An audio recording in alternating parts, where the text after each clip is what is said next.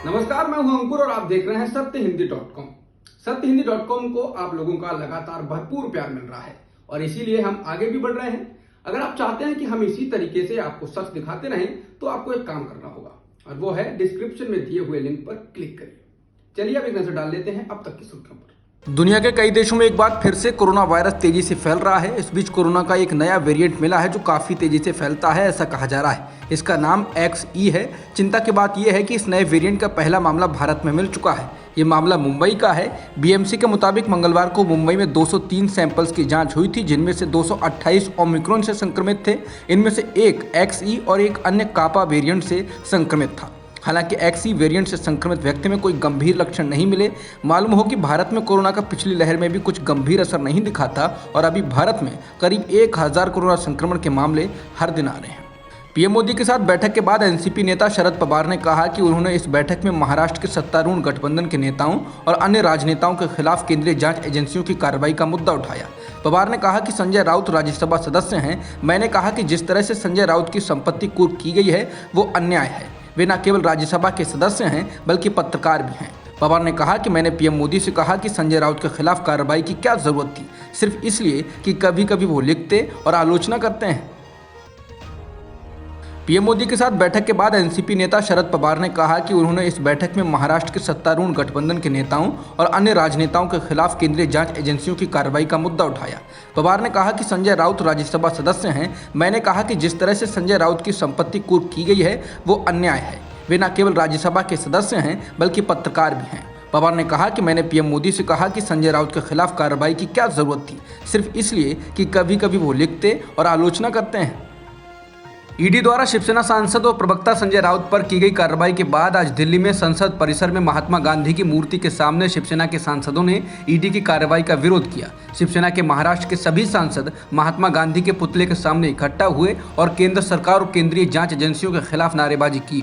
हाथ में बैनर लिए हुए सांसदों ने ईडी की कार्रवाई का विरोध करते हुए कहा कि केंद्र सरकार जांच एजेंसियों के बहाने महाराष्ट्र सरकार पर निशाना साध रही है और शिवसेना के नेताओं को डराया धमकाया जा रहा है। इससे हम डरने वाले नहीं हैं। शिवसेना सांसद संजय राउत की गई ईडी की कार्रवाई के बाद महाराष्ट्र की राजनीति में बवाल मचा हुआ है। संजय राउत पर ईडी की कार्रवाई को लेकर महाराष्ट्र के पूर्व मुख्यमंत्री और बीजेपी नेता देवेंद्र फडणवीस ने कहा कि जब महाराष्ट्र सरकार हमारे नेताओं के घर अधिकारियों को भेजती है तो हम कुछ नहीं कहते हैं, हम कहते हैं कि अदालत जाएंगे क्योंकि हमको अदालत पर भरोसा है। लेकिन आज उनके घर ईडी गई है तो वो इससे बदले की भावना बता रहे हैं।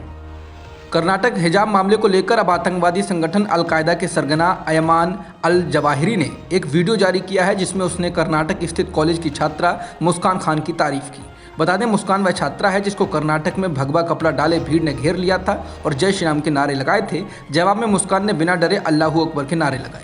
9 मिनट की वीडियो में जवाहिरी ने मुस्कान को बहन बताते हुए कहा कि उसने तकबीर की आवाज़ को उठाकर मेरा दिल जीता है, इसलिए मैं उसकी तारीफ में कविता पढ़ रहा हूँ। बता दें, अलकायदा प्रमुख अयमान अल जवाहिरी के बारे में 2020 के आखिर में ये खबर फैली थी कि उसका देहांत हो चुका है, लेकिन इस वीडियो से जवाहिरी के जिंदा होने का सबूत दिया गया है। रूस और यूक्रेन के बीच चल रहे युद्ध के मामले में विदेश मंत्री एस जयशंकर ने बुधवार को लोकसभा में भारत का पक्ष रखा। उन्होंने बूचा में हुए नरसंहार की कड़े शब्दों में निंदा की और कहा कि ये बेहद गंभीर मामला है और भारत इस नरसंहार की स्वतंत्र जांच की हिमायत करता है। विदेश मंत्री ने यह भी कहा कि भारत ने शांति का पक्ष चुना है और ऐसा हिंसा जल्द खत्म हो इसलिए किया गया है। विदेश मंत्री ने कहा कि यही भारत का स्टैंड है और हमने अंतर्राष्ट्रीय मंचों और बहसों में इसे ही सामने रखा है। एशियाई विकास बैंक ने कहा कि इस साल भारत की विकास दर 7.5% रहने का अनुमान है। एडीबी ने कहा कि वित्त वर्ष 2022-23 के दौरान आर्थिक विकास दर 7.5% रहेगी। वहीं 2023-24 के दौरान विकास दर 8% तक पहुंच सकती है। बेहद खराब हालात से जूझ रहे श्रीलंका की भारत अपने स्तर पर मदद कर रहा है। इस बीच श्रीलंका के पूर्व कप्तान और मंत्री रह चुके अर्जुन रणतुंगा ने भारत के पीएम नरेंद्र मोदी की तारीफ की और कहा कि भारत की ओर से हमें मदद मिल रही है। रणतुंगा ने कहा कि भारत हमारे लिए बड़े भाई की तरह है। उन्होंने कहा कि भारत ने पेट्रोल और दवाओं जैसी हमारी ज़रूरतों का ख्याल रखा है और वो मॉनिटर भी कर रहे हैं। भारत बड़े स्तर पर हमारी मदद कर रहा है। बता दें, अर्जुन रणतुंगा श्रीलंका सरकार में मंत्री भी रहे हैं। आज बीजेपी अपना 42वां स्थापना दिवस मना रही है। इस मौके पर पीएम मोदी ने पार्टी के कार्यकर्ताओं को संबोधित किया। पीएम मोदी ने कहा कि हमारे देश में दशकों तक कुछ राजनीतिक दलों ने सिर्फ वोट बैंक की राजनीति की। कुछ लोगों को ही वायदे करो, ज्यादातर लोगों को तरसाकर रखो, भेदभाव, भ्रष्टाचार, ये सब वोट बैंक की राजनीति का साइड इफेक्ट था। मोदी ने कहा कि बीजेपी ने इस वोट बैंक की राजनीति को न सिर्फ टक्कर दी बल्कि इसके नुकसान देशवासियों को समझाने में भी सफल रही। उन्होंने कहा कि हमारे लिए राजनीति और राष्ट्रनीति साथ साथ चलते हैं, लेकिन ये भी सच्चाई है कि अभी भी देश में दो तरह की राजनीति चल रही है। एक राजनीति है परिवार भक्ति की और दूसरी है राष्ट्रभक्ति की। इस दौरान उन्होंने केंद्र सरकार की नीतियों पर भी प्रकाश डाला। बीजेपी के स्थापना दिवस के मौके पर पीएम मोदी ने रूस और यूक्रेन संकट के बीच भारत के रुख पर भी बोला। उन्होंने कहा कि भाजपा का स्थापना दिवस 3 कारणों से महत्वपूर्ण है, जिसमें तेजी से बदलती दुनिया और वैश्विक व्यवस्था भी शामिल है। उन्होंने कहा कि आज दुनिया एक ऐसे भारत को देख रही है जो बिना किसी डर या दबाव के अपने हितों पर कायम है। उन्होंने कहा कि जब दुनिया दो प्रतिद्वंदी ताकतों के बीच बटी हुई है तो भारत को एक ऐसे राष्ट्र के रूप में देखा जाता है जो दृढ़ संकल्प के साथ मानवता के बारे में बात कर सकता है। पीएम ने कहा कि हमारी सरकार राष्ट्रीय हित को सबसे ऊपर रखती है। पेट्रोल और डीजल की कीमतों में बुधवार को एक बार फिर 80 पैसे की बढ़ोतरी की गई है। बीते 16 दिन में इनकी कीमत 14 बार बढ़ चुकी है और अब तक कुल 10 रुपए की बढ़ोतरी हो चुकी है। इस बढ़ोतरी के बाद दिल्ली में पेट्रोल की कीमत 105 रुपए 41 पैसे और डीजल की कीमत 104 रुपए 61 पैसे प्रति लीटर हो चुकी है। मुंबई में पेट्रोल के दाम 120 रुपए 51 पैसे और डीजल की कीमत 104 रुपए 77 पैसे प्रति लीटर हो गई है। वहीं केंद्रीय पेट्रोलियम मंत्री हरदीप पुरी ने पेट्रोल डीजल की कीमतों में बढ़ोतरी पर सरकार का बचाव करते हुए मंगलवार को लोकसभा में कहा कि दूसरे देशों के मुकाबले भारत में कीमतों का 10वां हिस्सा ही बढ़ा है।